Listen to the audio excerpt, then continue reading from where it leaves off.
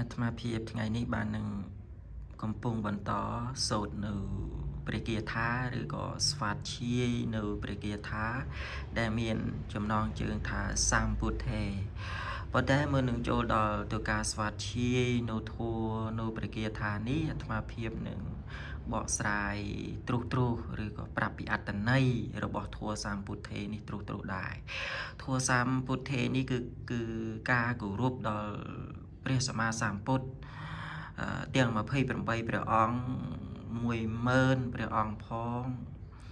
22000ព្រះអង្គផង500,000ព្រះអង្គផងរហូតទៅដល់1លានព្រះអង្គរហូតទៅដល់2លានព្រះអង្គផងនេះគឺជាធម៌សម្ពុទ្ធេដែលការធ្វើគោរពដល់គុណព្រះពុទ្ធព្រះធម៌ព្រះសង្ឃជាទីនឹករលឹកដែលព្រះអង្គបានស្វះស្វែងឬក៏ស្វាធ្យាយឬក៏ការតស៊ូនឹងការព្យាយាមរបស់ព្រះអង្គដើម្បីបានត្រាស់ដឹងនៅញេយធម៌ទាំងពួងនេះហៅថាអរិយបុគ្គលគ្មានភាពហត់នឿយគឺភាពលំបាកលំបិនយ៉ាងណាក៏ព្រះអង្គនៅតែតស៊ូដើម្បីបានស្វះស្វែងនៅធម៌សម្ពុទ្ធេនេះគឺការធ្វើគោរព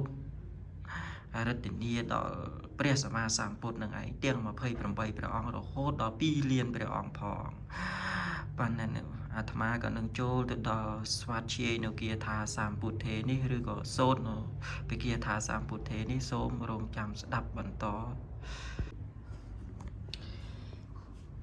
សម្ពុទ្ធេអន្តវេសញ្ចទ្វាទេសញ្ចសហសកេបញ្ញសតសហសានិនមាមិសេរសាងអហង្ទេសង្ឃធម្មេញ្ចសង្ឃេញ្ចអតិរេនិនមាមិហង្នមេការ៉ានុភាវេន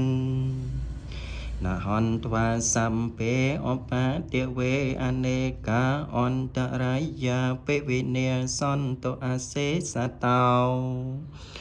សម្ពុទ្ធេបញ្ចបញ្ញសញ្ចចតុវិសតិសហសកេទេសតសហសានិនមាមិសេរសាអហង្ទេសង្ឃធម្មេញ្ចសង្ឃេញ្ចអតិរេនិនមាមិហង្នមេការ៉ានុភាវេនណហន្ត្វាសម្ពេអបាតិវេអនេកាអន្តរាយាពេវិនេសន្តអសេសតោសម្ពុទ្ធេនវន្តរសតិអន្តចាតាល័យសសហសកេវិសតិសតសហសានិនមាមិសេរសាអហង្ទេសង្ឃធម្មេញ្ចសង្ឃេញ្ចអតិរេនិនមាមិហង្នមេការ៉ានុភាវេនណហន្ត្វាសម្ពេអបាតិវេអនេកាអន្តរាយាពេវិនេ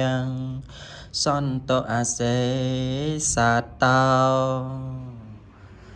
សូមចម្រើនពរលានិងជម្រាប